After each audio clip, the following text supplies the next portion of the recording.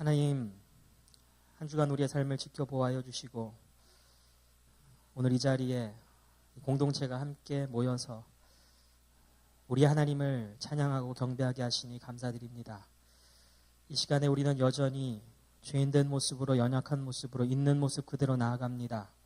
전적인 하나님의 은혜로, 긍휼로, 예수의 보혈과 그 이름으로 우리를 붙잡아 주시고 어루만져 주시고 감싸 안아 주셔서 말씀이 선포되어지는 가운데, 또 우리가 하나님 앞에 말씀 붙잡고 부르짖는 가운데, 또 말씀을 가지고 형제 자매들이 삶을 나누는 가운데 하나님이 함께 하시고 하나님 우리에게 꼭 전해주시고자 하는 하나님의 마음, 하나님의 뜻, 하나님의 메시지를 허락하여 주시옵소서. 예수님의 이름으로 기도합니다. 아멘. 오늘 말씀의 제목이 참된 믿음은 어떤 믿음인가입니다. 참된 믿음은 어떤 믿음인가. 소위 사람들이 믿음이 좋다, 믿음이 없다, 믿음이 적다, 믿음이 세다, 그런 것들을 분별하는 기준이 무엇일까요? 그런 생각 안 해보셨습니까? 자, 이번에 새벽 청년들 수련회를 갔더니 이제 거기 수련회 기간 동안에 메모지에다가 이렇게 짧은 편지를 써서 이렇게 서로에게 주고받는 그런 봉투들이 있어서 여러 지체들이 저에게도 고맙게 이렇게 노트를 좀 써서 줬더라고요. 그런데 그 노트들의 내용에 많은 부분들이 이런 것들이었어요. 항상 환하게 맞아주시는 목사님, 유쾌한 목사님, 따뜻하게 웃어주시는 목사님. 저에 대해서 그런 얘기들을 많이 썼더라고요. 그렇게 인상이 그랬나 봅니다. 첫인상이. 아, 우리 청년들은 나를 그렇게 바라보고 있구나. 되게 긍정적인 의미로 썼겠죠. 그런데 동시에 드는 생각은 과연 하나님도 나를 그렇게 보셨을까? 그 순간 내가 우리 청년들을 이렇게 따뜻하게 손 전 항상 들잖아요. 낫지도 아닌데. Hey, what's up? 그 순간 하나님 어떤 마음으로 저를 바라보실까? 왜냐하면 많은 경우에 그날 교회 오면서도 저는 전쟁판이거든요. 아침에 가족들 데리고 나오면서 차에 태우면서 늦었네 안 늦었네, 왜 그걸 입었네 안 입었네, 먹었네 안 먹었네, 주차장 들어오는 마지막 순간까지는 막 신경 싸움 벌이다가 딱 차 대놓고 나오면서 김 집사님 할렐루야! 하나님 보실 때 야, 이 목사 너 믿음 참 좋다. 그럼 어때요? 우리 찬양팀이 나와서 이렇게 손 들고 찬양하고 막 감사합니다 이러면서 찬양하는데 그 모습을 보는 우리 회중은 저 오빠, 저 누나, 저 청년 참 믿음 좋아 보이네. 그렇게 생각할지 모르겠지만 또 하나님 입장에서는 야, 내가 너 어젯밤까지 뭐하고 있는지 나 다 아는데 너 그러고 손 들고 찬양하냐? 너 참 믿음 좋다. 그러실지도 모르겠어요. 어느 게 믿음이 좋은 겁니까? 그냥 무작정 될 거라고 믿으면 그게 좋은 겁니까? 그냥 하나님 이렇게 될 줄로 믿어요 하고 하나님을 협박하면 그게 좋은 믿음입니까? 하나님 이렇게 쥐어 짜내면? 막 장염에 걸렸는데 너무 먹고 싶은 건 많고 그냥 그거 먹어도 되겠지 믿음으로 그러고 꾸역꾸역 쑤셔 넣으면 믿음 좋은 겁니까? 오늘 본문 말씀에서 사도 바울은요, 구약의 아브라함을 통해서 참된 믿음은 어떤 믿음인지 우리에게 소개하고 있습니다. 아브라함이 누구예요? 100세에 낳은 하나밖에 없는 아들을 하나님의 말씀에 순종해서 망설임 없이 갖다 바치려고 했던 그런 믿음의 조상이잖아요. 오늘 이 시간에 우리 믿음의 조상 아브라함의 삶과 그 신앙을 통해서 우리가 참된 믿음 생활의 정석을 우리가 배우고 마음에 새기는 그런 복된 시간이 되었으면 좋겠습니다. 첫 번째로 하나님이 우리에게 바라시는 참된 믿음이란, 한번 따라해 봅시다. 인생을 거는 믿음. 여러분, 여태까지 살아오면서 내 인생을 한번 걸어봐야겠다, 요거는 내가 정말 내 인생의 모든 거를 걸어볼 만한 가치가 있다, 이렇게 느껴본 것 혹은 적이 있으십니까? 저는 철없던 대학 시절에 한 여자에게 인생을 걸어봤거든요. 후회하냐고요? 하면 안 되겠죠? 근데 그 인생을 걸었을 때 그 결과는 참 처참했거든요. 실패와 아픔과 고통. 그리고 나중에 이제 그거 내려놓고 하나님이 보여주시는 나의 소명에 내 인생을 걸었을 때 그 여자는 덤으로 따라오더라고요. 아브라함에게도 인생을 걸었던 무언가가 있었습니다. 창세기 12장 1절에 보면 주님께서 아브라함에게 말씀하셨다. 너는 네가 살고 있는 땅과 네가 난 곳과 너의 아버지의 집을 떠나서 내가 보여주는 땅으로 가거라. 하나님이 갑자기 아브라함에게 명령하시죠.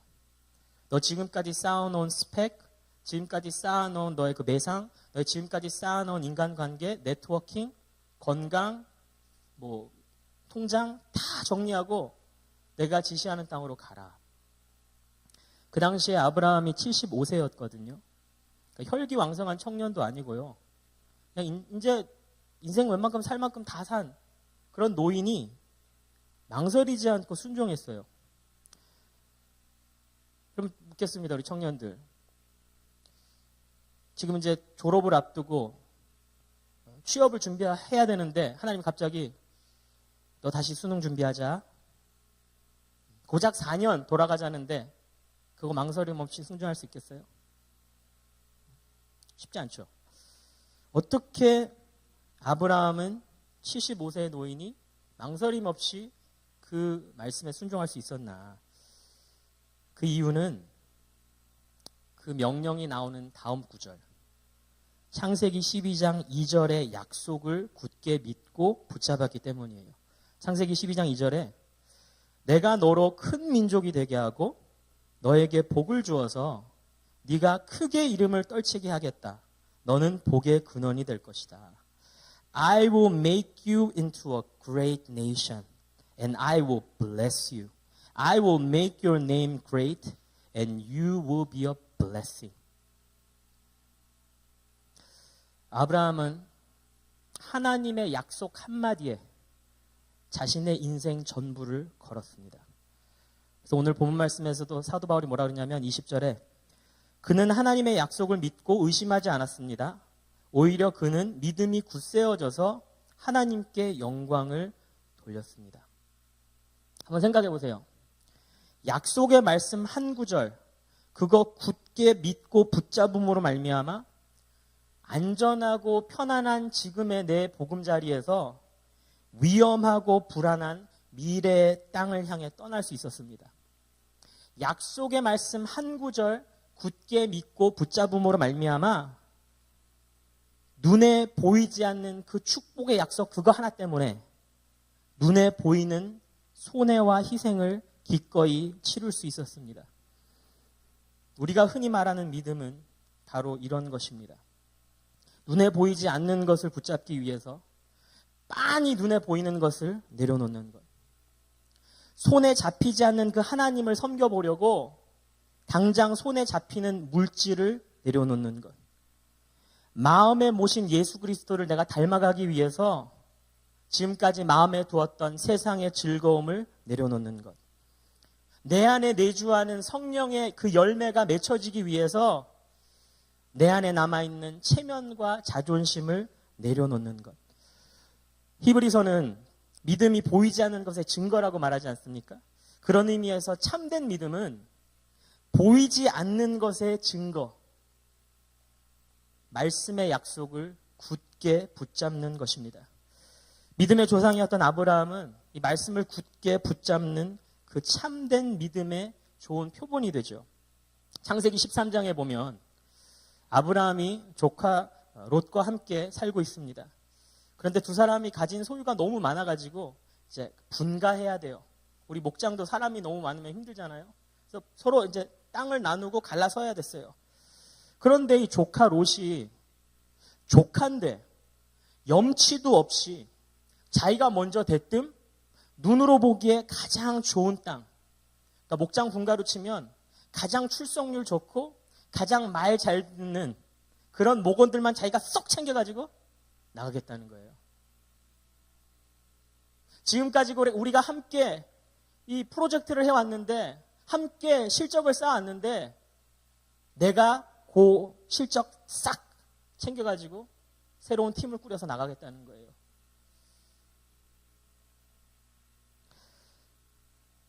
그런데 아브라함은 그의 조카를 평안히 보내주었습니다. 생각을 해봐요. 아버지가 돌아가신 다음에 형제들끼리 그 아버지의 재산을 서로 나눠 가질 때도 얼마나 신경전이고 얼마나 피튀깁니까? 그런데 아브라함은 롯에게 아버지나 다름없었거든요. 돌봐주던 보호인이었어요. 아버지 같은 분이 살아있는데 우리 나누자고, 그런데 내가 좋은 거 가져가겠다고. 얼마나 황당합니까? 그런데 아브라함은 그냥 보내줘요. 사촌이 땅을 사면 배가 아프다는데 아브라함은 정말 쿨한 삼촌이었어요. 쿨한 삼촌. 아브라함이 이토록 쿨할 수 있었던 이유는 그가 하나님의 말씀의 약속을 붙잡고 있었기 때문이죠. 롯이 자기가 먼저 좋은 땅, 기름진 땅, 소돔 지역으로 먼저 갔거든요. 가고 나니까 이제 남아있는 아브라함, 그 아브라함에게 하나님이 찾아오세요. 그리고 하나님 이렇게 말씀하십니다. 창세기 13장 14절과 17절에 너 있는 곳에서 눈을 크게 뜨고 북쪽과 남쪽, 동쪽과 서쪽을 보아라. 내가 이 땅을 너에게 주노니 너는 가서 길이로도 걸어보고 너비로도 걸어보아라. 지금 하나님 뭐라고 그러시냐면, 야, 너 쿨하게 참 잘 줬다, 조카한테. 너 지금 눈을 떠서 한번 둘러봐봐. 한번 스캔해봐, 이 땅을. 네 눈에 들어오는 것 전부 다 내가 너한테 줄게. 하나님이 일종의 어음을 써주신 거죠. 걱정하지 마. 이건 네 거 될 거야. 그러니 아무리 철없는 조카가 지금 당장 나보다 좀 더 잘 나가고 또 내 마음을 조금 힘들게 했다고 해서 그거 배합하거나 괘씸해야 할 필요가 전혀 없었던 거죠. 아니나 다를까 그 13장 18절 마지막 13장의 마지막 구절에 보면 이렇게 나옵니다. 아브라함은 장막을 거두어서, 쫓겨나다시피 하는 거예요. 장막을 거두어서 헤브론의 마물에 곧 상수리 나무들이 있는 곳으로 가서 거기에서 살았다. 거기에서도 그는 주님께 제단을 쌓아서 바쳤다. 그리고 성경에 나오진 않지만 가로 열고 그날 밤에 두 다리 뻗고 잘 잤다. 가로 닫고. 하나님의 말씀과 그분의 약속을 굳게 믿는 사람들은 지금 창세기 13장에 나온 아브라함의 모습처럼 정말 쿨하고 멋진 믿음 생활을 하게 되는 것 같아요. 우리 사랑하는 사교회 성도 여러분, 우리 청년 여러분, 이렇게 쿨하게 좀 살고 싶지 않습니까?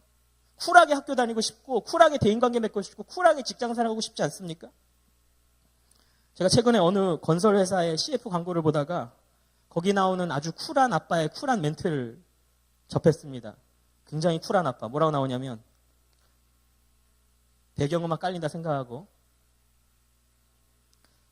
공부 다 하고 놀라는 말 믿지 마. 대학 가서 놀라는 말도 믿지 마. 어른 되면 놀라는 말도 믿지 마. 언제가 됐든 마음껏 놀긴 쉽지 않더라. 그러니까 아빠가 수험생인 자녀에게 해주는 얘기예요. 차고 오르죠 지금. 근데 이걸 또 패러디했어요 누가. 공부 다 하고 놀라는 말 믿지 마. 대학 가서 놀라는 말도 믿지 마. 어른 되면 놀라는 말도 믿지 마. 그래놓고 뭐라 그러냐면 언제가 됐든 부모 잘 만나야 놀고 먹을 수 있더라. 저런 생각하고 아무 생각 없이 놀면 정말 주말에도 못 놀더라. 해시태그 금수저 이상만 놀 수 있음. 해시태그 평생 공부, 평생 시험, 놀고 싶다, 급 우울. 삐. 여러분 저는 저의 자녀들, 저의 세 자녀들에게 정말 쿨한 아빠가 되고 싶어요. 공부가 전부 아니라고. 행복은 성적순이 아니라고. 정정당당하게 최선을 다했다면 그것만으로 충분하다고 정말 쿨하게 여유를 가지고 우리 아이들을 기르고 싶습니다. 더군다나 저희 집은 홈스쿨링을 하고 있기 때문에 주변의 시선들이 날카롭거든요. 아니 가정에서 제대로 교사 교육을 받지도 않는 부모가 그거 가르쳐도 되겠냐고. 아이들은 사회성을 길러야 되는데 친구들도 없이 그렇게 집에서 지네들끼리 크면 되겠냐고. 더군다나 우리 아이들이 각자 개인의 성격이 다르고 성품이 다르고 개성이 다르니까 뭔가 조금 아쉬운 부분들이 한 명 한 명 보일 때마다 그거 홈스쿨링해서 그런 거야 라고 바라보는 시선들이 적지 않기 때문에 저는 더욱더 쿨하게 우리 아이들을 그렇게 기르고 싶습니다. 세상의 것들에 연연하지 않고. 그런데 제가 그런 쿨한 아빠가 되기 위해서는 먼저 하나님의 약속을 꽉 붙들어 맬 수 있어야 되거든요. 주님을 경외하는 것이 지혜의 근본이고 거룩하신 이를 아는 것이 슬기의 근본이다. 이거 제가 먼저 꽉 붙잡아 매야 되거든요. 하나님께서 그의 아들의 영을 우리의 마음에 보내주셔서 우리가 하나님을 아빠, 아버지라고 부를 수 있게 하셨습니다. 여러분은 하나님의 능력의 손 아래로 자기를 낮추십시오. 때가 되면 하나님께서 여러분을 높이실 것입니다. 무엇을 먹을까, 무엇을 마실까, 무엇을 입을까 하고 걱정하지 말아라. 너희는 먼저 하나님의 나라와 하나님의 의의를 구하여라. 그리하면 이 모든 것을 너희에게 더하여 주실 것이다. 네가 물 가운데로 건너갈 때에 내가 너와 함께하고, 네가 강을 건널 때에도 물이 너를 침몰시키지 못할 것이다. 내가 불 속을 걸어가도 그을리지 않을 것이며 불꽃이 너를 태우지 못할 것이다. 해시태그 하나님이 네 아빠, 부모 완전 잘 만남, 평생 책임, 평생 동행, 급 우쭐. 우리 다 학교에서, 가정에서, 직장에서, 교회에서 여유가 넘치고 쿨한 그런 믿음의 사람이 되고 싶지 않으세요? 조카에게 가장 좋은 땅, 그 쿨하게 다 내준 아브라함은요, 헤브론으로 장막을 옮기고 나서도, 그거 손해볼 거 다 보고서도 거기서 하나님께 예배를 드리는 그런 여유와 쿨함이 있었습니다. 우리도 오늘 내게 하나님이 보여주시는 그 말씀의 약속을 굳게 붙잡을 때, 지금 당장 손해를 보고 좀 억울함을 당하더라도 주일마다 쿨하게 하나님 앞에 나와서 예배를 드리고 매일 아침마다 여유 있게 하나님의 말씀을 묵상할 수 있는 그런 참된 믿음의 사람들이 되시기를 주님의 이름으로 축복합니다. 아브라함은 하나님의 말씀에 자신의 인생을 전부 걸었습니다. 그런데 그 결과 그 말씀의 약속 그대로 하나님의 복을 누렸죠. 오늘 본문의 18절 말씀. 아브라함은 희망이 사라진 때에도 바라면서 믿었으므로 너의 자손이 이와 같이 많아질 것이다 하신 말씀대로 많은 민족의 조상이 되었습니다.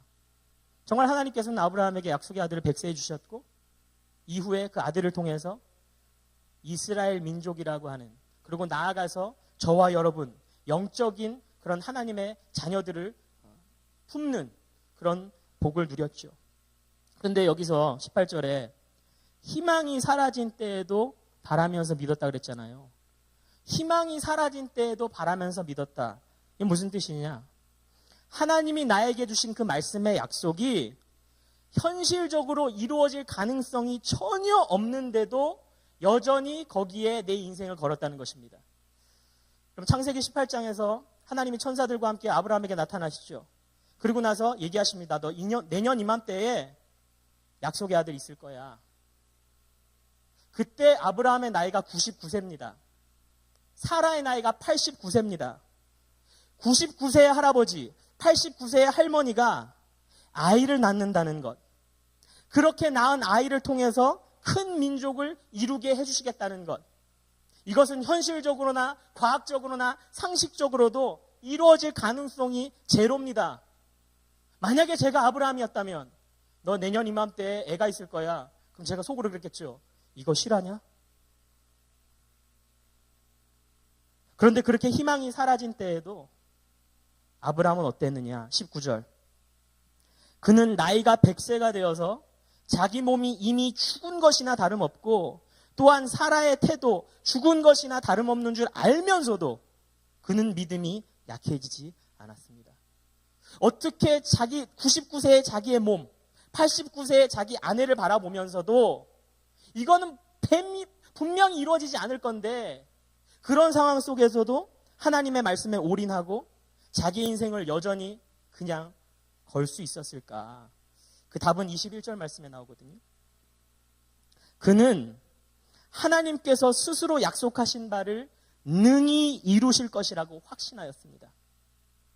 아브라함은 약속하신 바를 능히 이루시는 하나님의 능력을 바라보았습니다. 지금 하나님이 하신 그 약속의 허황됨, 무모함, 실현 가능성 없음을 바라보는 것이 아니라 그렇게 허황돼 보이고 무모해 보이고 실현 가능성이 없어 보이는 그 약속을 하시는 분, 그분의 능력을 바라봤단 말입니다. 그렇기 때문에 아브라함에게 있어서 하나님의 약속이란 약속의 내용을 떠나서 약속을 실행하시는 그 한 분, 그 한 분만으로도 내 인생을 다 갖다 바치기에 충분한 그런 담보가 되고 보증이 되었던 거죠. 그래서 하나님이 오늘 이 시간 우리에게 바라시는 참된 믿음 두 번째 마지막은요. 한번 따라해 주세요. 하나님의 능력을 바라보는 믿음. 한 2해 전인가요? 숭실대 신학대학원의 권영경 교수님이 우리 교회 찾아오셨죠. 목자와 교사들을 위한 신학 강좌를 했습니다. 그때 이런 예화를 들으셨어요. 만약에 당신이 지금 여기 있는 청년들, 이제 취업 준비하고 있는, 정말 애타게 취업 준비하고 있는 청년들에게 걱정하지 마.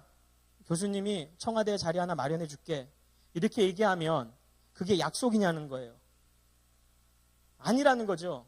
그냥 장난이라는 거죠. 희망 고문이라는 거죠. 농담한다는 거죠. 그런데 만약에 청와대에 사시는 청와대의 주인이 형제님, 제가 청와대에 한 자리 드리겠습니다. 이러면 그것은 장난이냐는 거예요. 아니요, 그것은 약속이라는 거죠. 물론 그 사이에 지난 2년 동안 청와대에 일이 많아가지고 조금 리얼하게 다가오진 않습니다. 대통령이 약속해도 이루어지는 거 맞나? 장난과 약속, 희망 고문과 약속, 부질없는 기대와 약속의 차이는 뭐냐?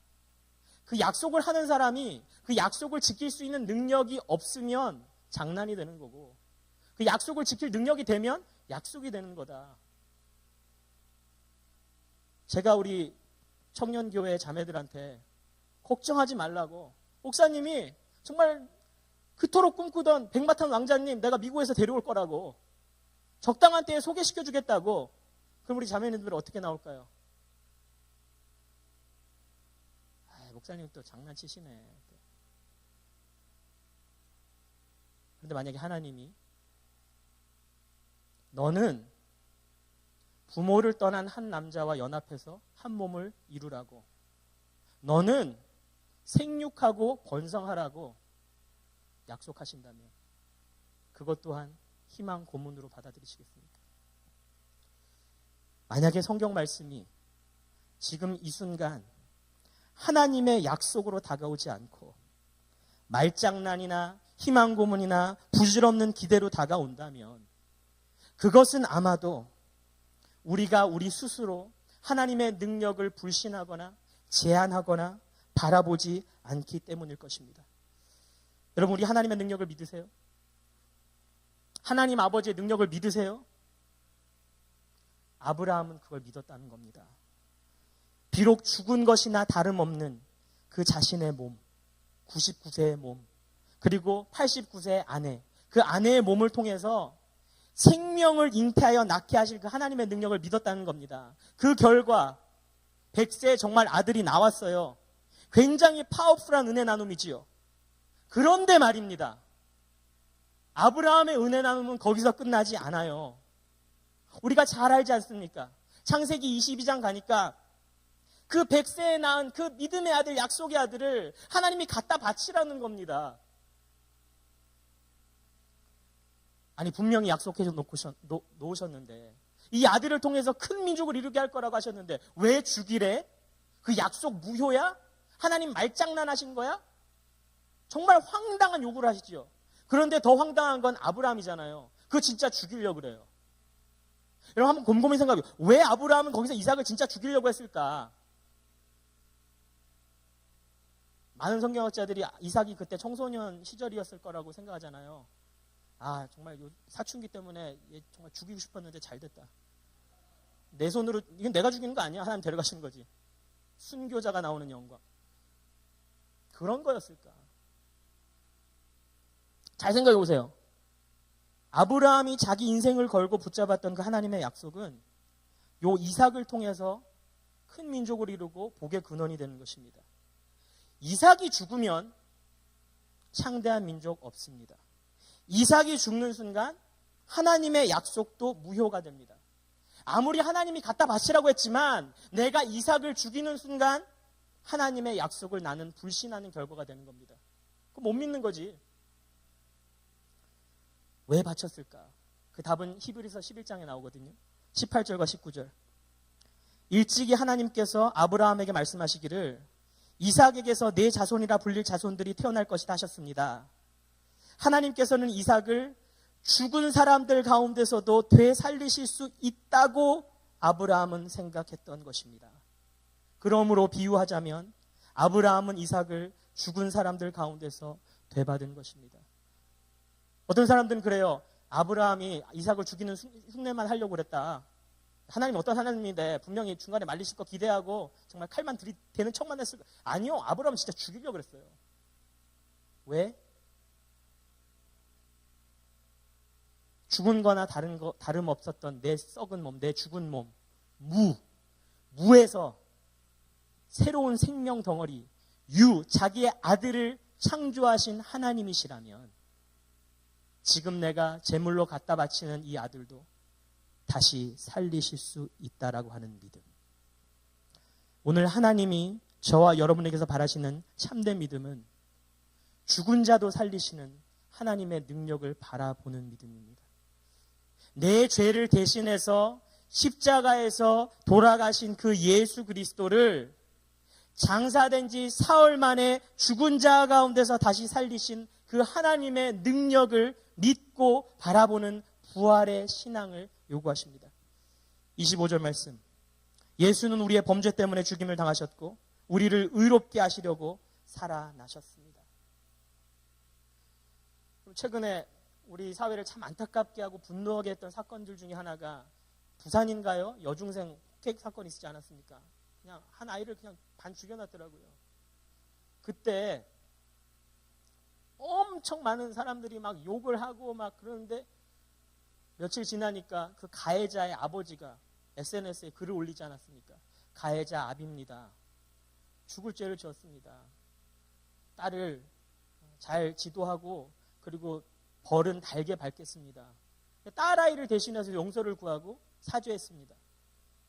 그런데도 뭐 연좌제도 아닌데 계속해서 여론은 그 어떻게 또 신상을 다 알아냈는지 그 집에 찾아가서 뭐 오물도 던지고 돌멩이도 던지고 협박을 하고 그런다고 해요.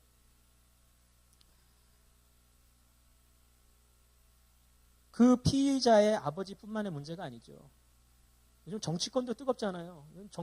정치하는 아버님들의 순환 시대더라고요. 가까운 곳에서 도지사 하시는 분은 아드님이 최근에 마약 하려다가 잡혀 들어가고, 또 전 국회의원 하시던 분은 아드님이 또 성추행 해가지고 잡혀 들어가고, 아버님들이 먼저 SNS에다가 이제 고백하고 우리 아들 맞습니다. 죄송합니다. 참 기가 막힐 노릇이지요. 불과 몇 달 전만 해도 이 나라를 내가 책임지겠다고, 우리 국민들 내가 행복하게 하겠다고 대통령 경선까지 나왔던 분이에요. 얼마 전만 하더라도 SNS에다가 나는 SNS 저격수를 해가지고 이런 건 이래서 잘못됐고 저런 법안 저래 잘못됐고 이게 잘못된 정치고 자기의 생각과 자기의 주장을 막 피력하시던 전 국회의원님이세요. 그런 분들이 정작 자기 아들은 책임 못 지는 거죠. 대한민국의 도지사라 해도 국회의원이라고 해도 아비가 아들에게 해줄 수 있는 것은 딱 거기까지입니다. 어렸을 때부터 지금까지 정말 남부럽지 않은 환경 속에서 뭐 좋은 차, 좋은 집, 좋은 교육 시켜줄 수 있었는지 모르겠습니다. 하지만 지금 국민들의 분노, 여론의 심판 앞에서는 세상의 아비는 그 누구도 아들을 구해줄 능력이 없습니다. 그 아들들은 지금 다 고개 숙이는 신세 됐어요. 그리고 아비는 온갖 비방과 손가락질의 대상이 됐습니다. 이게 이 세상의 아비들의 한계죠. 하지만 우리 하나님 아버지는 다릅니다. 하나님 아버지의 능력은 다릅니다. 하나밖에 없는 아들이 세상의 모든 비방과 조롱 속에서 짐승처럼 얻어맞고 십자가에 못 박혀서 죽고 있을 때 하나님 아버지는 아들을 대신해서 구차하게 용서를 빌지 않았습니다. 우리 아들 좀 제발 살려달라고 구걸하지 않았습니다. 우리 아들은 사실 잘못한 거 하나도 없다고. 많은 사람들 고쳤고 많은 굶주린 자들 먹여 살렸다고. 그런 거 참작 좀 해달라고. 억울하게 죽어가는 자신의 아들 명예를 좀 살려달라고 청원하거나 탕원하거나 호소하지도 않았습니다.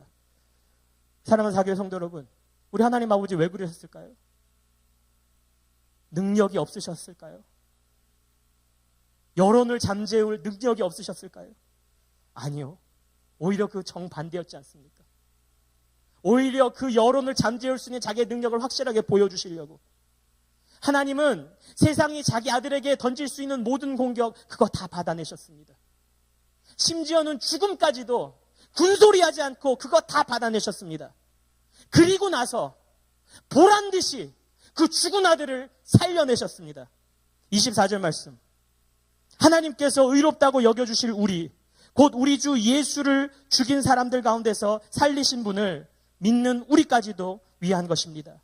로마서 6장 9절에 우리가 알기로 그리스도께서는 죽은 사람들 가운데서 살아나셔서 다시는 죽지 않으시며 다시는 죽음이 그를 지배하지 못합니다. 우리가 하나님의 말씀과 그분의 약속에 우리의 인생을 완전히 갖다 바칠 수 있는, 거기에 우리 인생을 걸 수 있는 근거가 바로 여기 있습니다. 우리 하나님 아버지는 이런 분이시니까. 죽은 자를 살리시는 하나님, 죽음조차 넘보지 못하는 분이 우리 아버지 하나님인데 무엇이 우리를 두렵게 하겠습니까? 몇 년 전에 한번 나눈 이야기인데요. 2014년 연말에 저희 집에서 있었던 일입니다. 제 아내가 갑자기 씩 웃으면서 오더니 당신 이제 큰일 났다 놀리더라고요. 뭔가 싶었더니 그때 저희가 셋째 아이를 이제 막 임신하고 초기여서 한참 민감할 때인데 그에 따라 연말에 집에 손님들이 제법 많이 왔었어요. 그러니까 제 아내가 좀 많이 힘들었나 봐요. 그래서 시아버지에게 전화를 했습니다. 아빠, 요즘에 너무 힘들어요. 그 얘기를 다 듣고 나더니 저희 아버님이 그랬다는 거예요. 걱정하지 마라. 내가 홍군형을 내줄게. 그걸 끊었어요. 그러고 나서 저한테 온 거예요. 당신이 이제 큰일 났다. 그래? 아버지가 나 혼내주러 전화하신대? 조금 익숙하지 않더라고요. 왜냐하면 저는 어렸을 때부터 아버님이 제 인생에 계신 적이 거의 없기 때문에 아빠한테 혼나본 경험이 없거든요. 아버지한테 혼난다는 건 뭘까? 어떤 느낌일까? 어떤 모습일까? 궁금하더라고요. 그래서 은근히 기다렸어요, 그 전화를. 며칠 있다가 전화가 왔어요. 잘 있나? 네. 요즘에 손님들이 많이 오나? 네, 연말이라 좀 많이 오네요. 안 오면 안 되나? 며느라이 힘들다 아이가. 네, 알겠습니다. 그리고 끊었어요. 그게 뭐 혼난 거예요. 근데 저는 그때 아버님한테 혼난 걸로 치기로 했거든요. 제가 평생 처음으로 우리 아빠한테 혼나본 날. 그 후로 지금 거의 1년 반 동안 2년 반인가요? 계속 혼나고 있어요. 며칠 전에도 전화 오셔가지고 교회가 네 집에 언제 들어가노?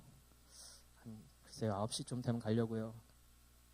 그래 들어가면 뭐 먹지 말고 그냥 자라. 나도 요즘에 6시 지나서 밥 안 먹는다. 제가 순간 이렇게 물어보고 싶었어요. 혹시 애엄마가 전화했어요 오늘? 또 전화 오셔가지고 나 뉴스를 봤는데 소다가 독이란다. 집에 있는 콜라 좀 버리면 안 되나? 또 혼나고. 거의 30년 동안 죽어 있었던 저와 저희 아버지의 관계를 조금씩 살려가신 하나님의 은혜를 저는 경험하며 삽니다. 관계뿐이겠어요. 우리의 조각난 인생들, 우리의 건강, 우리의 물질, 우리의 사역, 무엇 하나 죽은 자도 살리신 하나님인데 건드리지 못할 것이 없다고 저는 생각합니다. 사랑하는 성도 여러분, 2000년 전에 예수 그리스도를 죽을 자 가운데서 살리신 그 하나님 아버지의 능력은 지금 이 순간에도 영적으로 죽어있는 자들을 살리시고 깨져있는 우리의 삶 부분들을 회복시키십니다. 그 하나님의 능력 그리고 그 하나님의 약속을 우리가 굳게 붙잡고 우리의 인생을 거는 그런 은혜가 우리에게 있었으면 좋겠습니다.